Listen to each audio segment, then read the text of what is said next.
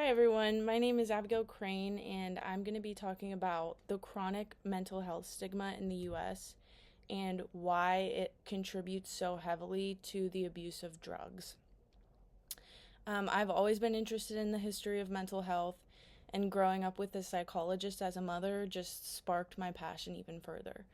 Um, After doing some research, I found that there is a strong relationship between mental illness and drug addiction.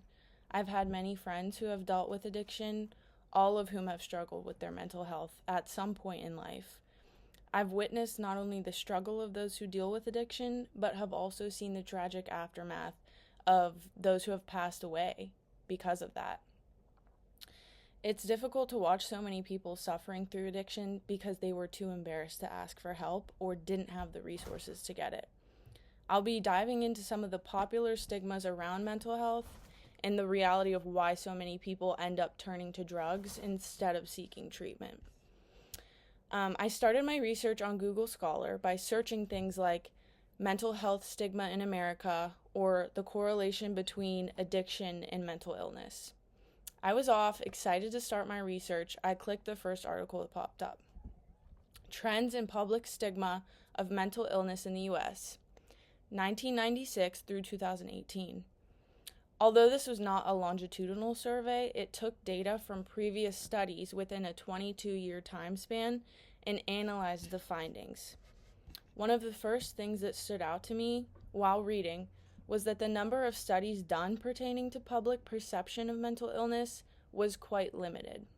This sparked my interest in the topic even further. Studies show that public stigma around mental illness has been proven to worsen the outcomes of those suffering from mental illness.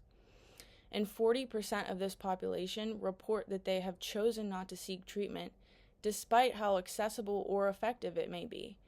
This raises the question, why would someone suffering from mental illness deny effective treatment? Research shows that the amount of public stigma around mental illness has not only been related to discriminatory experiences, but also affects the decision to seek treatment.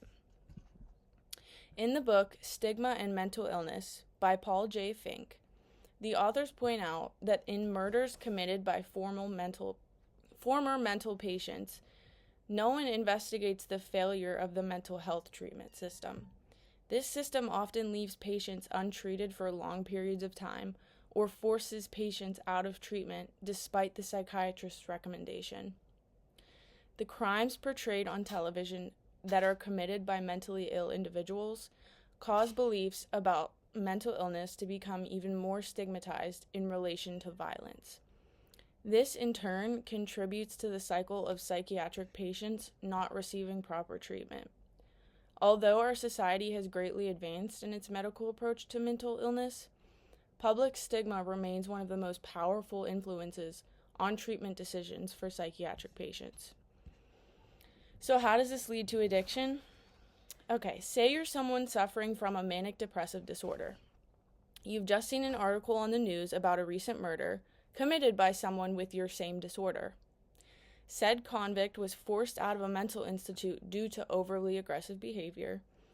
The convict is sentenced to life in prison without treatment, and there is now a public stereotype linked to this disorder. It is important to realize that many of the mentally ill people who have been incarcerated may not have engaged in criminal behaviors if they had been receiving proper treatment.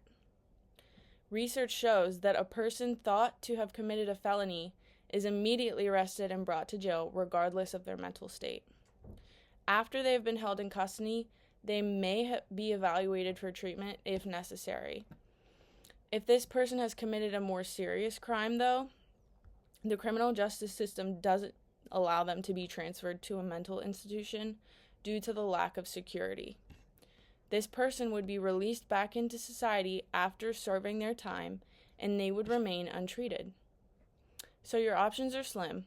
If you pursue treatment, you risk the chance of being stereotyped or receiving poor treatment. If you continue to go without treatment, you're afraid you might spiral into someone you're not and end up being incarcerated in a place where you can't get help. In the end, self-medicating seems to be the best option. And with the growing rate of drug trafficking in America, you have easy access to a plethora of drugs that will calm your mind. This is an example of why I believe the stigma around mental illness, as well as the accessibility of drugs in the US, are some of the driving forces in treatment-seeking decisions. Many people define mental disorders as a socially disapproved mental condition. It is important to realize that the beliefs about mental disorders are not only made by doctors or the atypical portion of society, but that these beliefs are also held by the sufferers of the disorders themselves. These beliefs create feelings of shame and guilt, which are also reasons for drug abuse. In 2001 through 2003, the U.S. National Comorbidity Survey was conducted to examine the relationship between smoking and mental disorders. The results showed that adults suffering from mental disorders smoked almost twice as much as adults that had no mental illness. Lawrence also stated that there is a significant number of smokers who meet the criteria for mental disorders, but choose not to seek treatment. Contrary to popular belief, smoking is a gateway drug. According to a study done pertaining to cigarette use leading to illicit drug use, it was found that 99.9% of children and adults that use marijuana first use cigarettes or alcohol. Also, teenagers who use cigarettes were 3 times more likely to use cocaine in their adulthood than teens who never use cigarettes. If we look back at the significantly high amount of cigarette usage among the mentally ill, it seems to connect the proverbial puzzle pieces about why such a large portion of the mentally ill end up becoming illicit drug users. As I stated before, I've personally witnessed the devastating outcomes of people suffering from mental illness who see no way out but to rely on substance abuse. I believe that our society has done a disservice to the mentally ill due to the intense beliefs and stereotypes that are spread. We must make it a priority to break the stigmatization around mental illness and normalize effective treatment. I hope this speech can change the perspectives of those watching the rates of addiction and crime committed by individuals who should have been getting help. Instead of reinforcing negative stereotypes, we should stop to think about the chronic lack of treatment for the mentally ill in our society and how it leads to these damaging behaviors. That is it, guys. Thank you so much for watching. If you have any questions or comments, please leave them in the reply section or feel free to email me. Thank you so much. Have a good day. Bye-bye.